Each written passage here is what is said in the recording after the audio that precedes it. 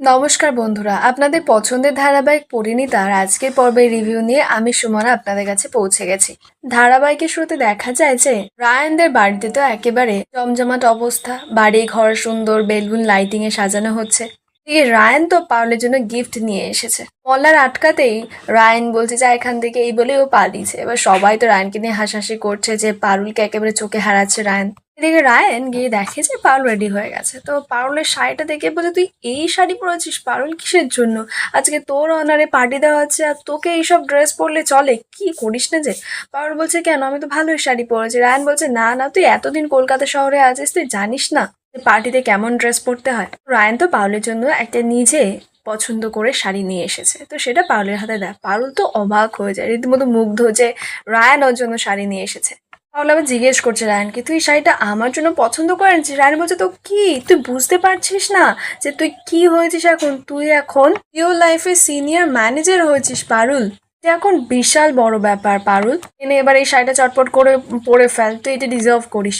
Ryan তো তারপরে নিজে হাতে পারুলের গায়ের উপর শাড়িটা রাখে। এবার পারুলেরও খুব ভালো লাগে শাড়িটা দেখে। পারুল তখন বলছে যে আমি ম্যানেজার হয়েছি, তুই তাতে খুব খুশি হয়েছিস? রায়ান বলছে, খুশি হবো না, কারণ আমি তোর জার্নিটা দেখেছি নিজের চোখে, যে তুই কতটা কষ্ট করে আজকে এই পিওর লাইফের মতো কোম্পানির ম্যানেজার হয়েছিস, তারপর সিনিয়র ম্যানেজার। রায়ান বলে যে তাতে রেডি হয়ে নিচ্ছে, এটা তোকে পরে ভালো লাগবে। তো রায়ান চলে যেতেই আর সঙ্গে সঙ্গে দরজাটা বন্ধ করে দিয়েই শাড়িটা নিয়ে নিজের বুকে জড়িয়েছে। আর এদিকে তো টগর ওর কলেজে 2-3 জন বন্ধুদের সঙ্গে পার্টি করতে গেছে শিরিনের কথা শুনে। পারুলকে টেক্কা দিতে গেলে তো টগরকে একটুকুনি কলেজে ভর্তি হবে, বড়লোক ছেলেদের সঙ্গে পার্টি করতে হবে, তাহলেই না ও পারুলকে টেক্কা দিতে পারবে। তো সেই কারণেই টগর চলে গেছে পার্টি করতে কলেজের বন্ধুদের সঙ্গে।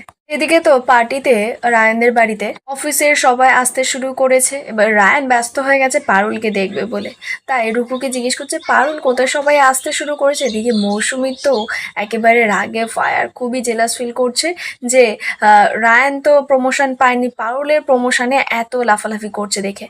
তখনই তো পারুল সুন্দর করে একেবারে সেজে গুজে নিচে আসে। রায়ান তো একেবারে মুগ্ধ হয়ে পারুলকে দেখছে যে পারুলকে এত সুন্দর লাগছে শাড়িটা পরে।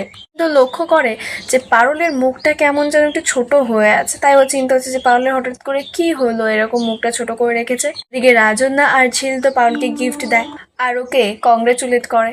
রায়ান তারপর পারুলকে সাইডে ডাকে, পারুল যেতেই রায়ান তারপর বলছে যে তোর কি হয়েছে, আজকে পার্টিটা তোর অনারে, তোর মুখের হাসিটা কোথায়? এমনি মুখটা কেন ছোট করে আছিস তুই?